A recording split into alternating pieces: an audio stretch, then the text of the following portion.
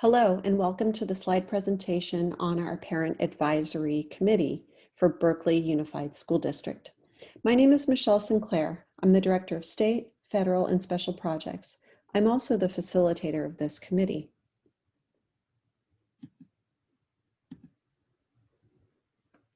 I'm going to start off with explaining our district funding. School funding can be very complicated, but I'll try to explain it in an understandable way. As of June 30th, 2020, the end of this last school year, Berkeley Unified School District received revenues in the combined general fund totaling $163.3 million. State funding based on the Local Control Funding Formula, or LCFF, was $93 million, or 56.9% of all combined general fund dollars. So in this pie chart, you see the combined general fund dollars is the entire pie chart. And the LCFF is the yellow portion in combination with the green slice there. For the base grant, which is this yellow section only, districts receive a per pupil amount. For the supplemental grant funding of the LCFF, which is this green slice, that is based on our number of students who are English learners, eligible for free and reduced price meals, and foster youth students. In 2013, Governor Brown signed the Local Control Funding Formula into law, along with a new accountability system based on two guiding principles. The first one, to provide resources more equitably to students with learning and socioeconomic barriers.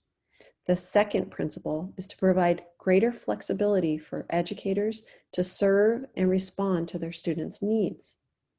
This first part of the LCFF is the base grant, which we reviewed in the last slide. Same yellow color, this section here, for $87.6 million last year.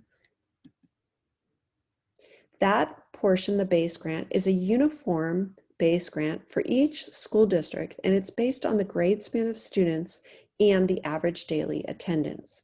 School districts must maintain an average class enrollment of no more than 24 students in kindergarten through third grade classes in order to qualify for this grant. The next area is the green, which is the supplemental grant. And I'm going to go back to the pie chart again. Again, it's this green, darker green area. That represents $5.5 million in this last school year. We receive this money for every student who is low income, learning English, or in foster care. It generates 20% more funding above the base grant. These funds must be spent on increasing or improving services for these high-need student groups in order to improve their achievement. This last section, which is called concentration grants, are for school districts where at least 55% of their students are high need, and those high need students above the 55% enrollment threshold generate an extra 50% of the base grant.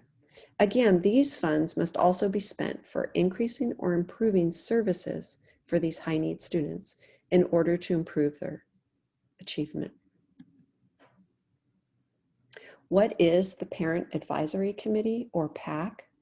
The PAC is a group of community members, parents or guardians, and staff who come together monthly to consult, review, and comment on the district's Local Control Accountability Plan, or LCAP. PAC provides a forum for parent and guardian representatives, staff, and community members to consult on developing and monitoring a 3-year plan which specifically focuses on the supplemental grant portion of the LCFF. What is Local Control Accountability Plan, or LCAP? The LCAP is an important component of the LCFF. Under the LCFF, all school districts are required to prepare an LCAP, which is a 3-year plan, and it describes how they intend to meet annual goals for all students with specific activities to address state and local priorities identified.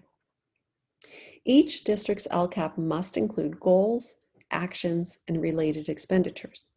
LCAPs must include services that target each major student subgroup. Again, low-income students, English learners, and foster youth. LCAPs must address the 10 state priorities: basic services, implementation of state standards, parental involvement, student achievement, student engagement, school climate, course access, student outcomes, expelled youth, and foster youth. How can you get involved? Each elementary school site has one representative on the Parent Advisory Committee. Middle schools and high schools have 1 to 2 representatives each, depending on their size. Please check in with your school's principal if you'd like to participate on the PAC. The district's Parent Advisory Committee meets once a month. The schedule of meetings and other information can be found on our district website on the PAC page. The committee meets at our district offices, 2020 Bonar Street in Berkeley, on the first floor. During school closures due to COVID, meetings are held virtually on Zoom. Thank you for taking the time to go through this video presentation with me. I hope that you will find a way to get involved in our district committees, whether it's PAC, DLAC, or P&O.